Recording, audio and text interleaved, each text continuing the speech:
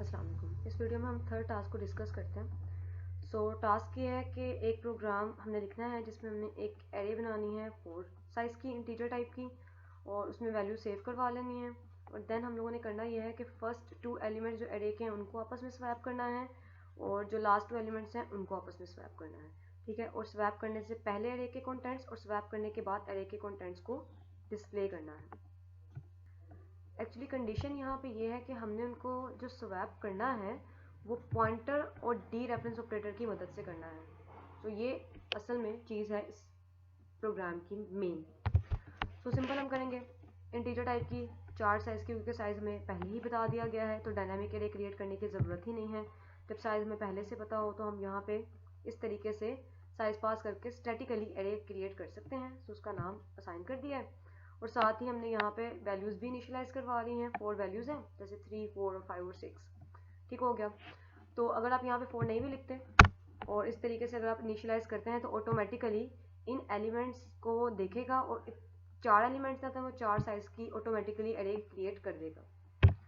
अच्छा, अब करना ये है इस फंक्शन, ये जो प्रोग्राम है इसमें ये कहा गया है कि जो एरे के ये 4 बेसिक हमारे पास एलिमेंट्स हैं जो कि 0 से लेके 3 इंडेक्स तक हैं, 0 और 1 वाले इंडेक्स की वैल्यू स्वैप हो जाए और 2 और 3 वाले इंडेक्स की वैल्यू जो है वो स्वैप हो जाए। और करना ये काम है पॉइंटर और डी रेफरेंस ऑपरेटर की मदद से। तो पहले तो हम ये समझें कि स्वैपिंग होती क्या है, करते कैसे हैं स्वैपिंग। स्वैपिंग देखते हैं किस तरह से करते हैं। फॉर एग्जांपल मेरे पास यहाँ पे 2 बॉक्सेस हैं, यहाँ 2 वेरिएबल्स हैं, एक ए के नाम का है और एक है बी के नाम का। ठीक है, ए में फॉर एग्जांपल 1 है और बी के अंदर हम कहते हैं कि 2 सेव है। स्वैपिंग का मतलब है कि कुछ ऐसा हमने कोड लिखना है कि ए के अंदर बी की वैल्यू और बी के अंदर ए की वैल्यू आ जाए।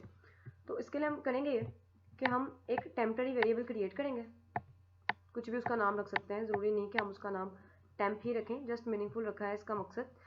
तो हमने टेम्प के नाम का एक वेरिएबल बना लेंगे।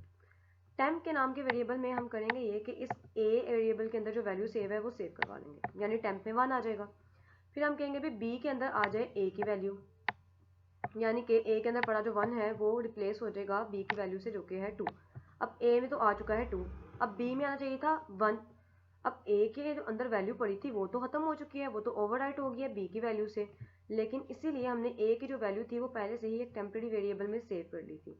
तो हम सिंपल करेंगे ये, क्योंकि ए की वैल्यू बी में जानी है और ए की वैल्यू हमने टेम्प में सेव की थी, तो टेम्प में पड़ी हुई वैल्यू हम रखवा देंगे बी के अंदर, यानी हम कह देंगे कि बी के अंदर सेव करवा दो टेम्प। तो इसमें जो 2 पड़ा है वो ओवरराइट होगा और 1 आ जाएगा। तो इस तरीके से स्वैपिंग होती है कि हम ए और बी की वैल्यूज़ को आपस में स्वैप कर देते हैं। अब हमें समझ में आ चुका है कि स्वैपिंग कैसे करनी है।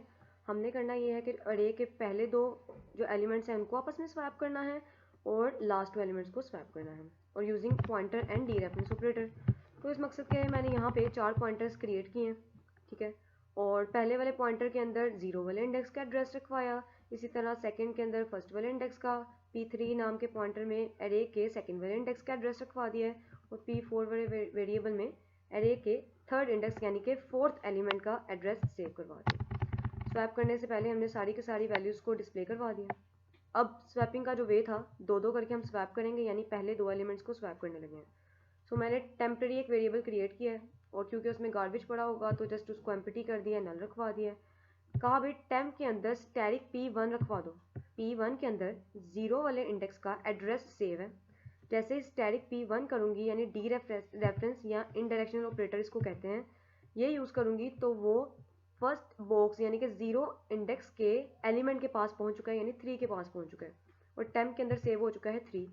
फिर मैंने कहा भी स्टैटिक P1 के अंदर सेव करवा दो स्टैटिक P2 की वैल्यू, यानी 3 की जगह आ चुका होगा 4, और यहाँ पे भी अभी 4 ही पड़ा होगा। फिर मैंने कहा भी अब ऐसा करना, स्टैटिक P2 के पास जाओ, यानी इसके पास जाओ, इस 4 वाले के पास, और इसमें सेव करवा दो जो टेम्प में रखवाया था। टेम्प में हमने क्या रखवाया था 3, यानी कि P1 की वैल्यू, और यहाँ पे 4 आ चुका होगा, यहाँ पे क्या आ चुका होगा 3। अब हमने लास्ट 2 को सब स्वैप करना है, इसी टेम्प वाले वेरिएबल को दोबारा से एम्प्टी कर लेते हैं। फिर हम कहेंगे भी टेम्प के अंदर स्टैटिक P3 रखवा दो, तो उसके अंदर हमारे पास आ चुका होगा 5। फिर हम कह देंगे भाई स्टैटिक P3 के अंदर स्टैटिक P4 रखवा देना, और स्टैटिक P4 के अंदर टेम्प रखवा देना, और बाद में सारी की सारी वैल्यूज़ को दोबारा से डिस्प्ले कर देंगे जो कि स्वैप हो चुकी होगी। तो इसको हम डिस्प्ले करके देख लेते हैं।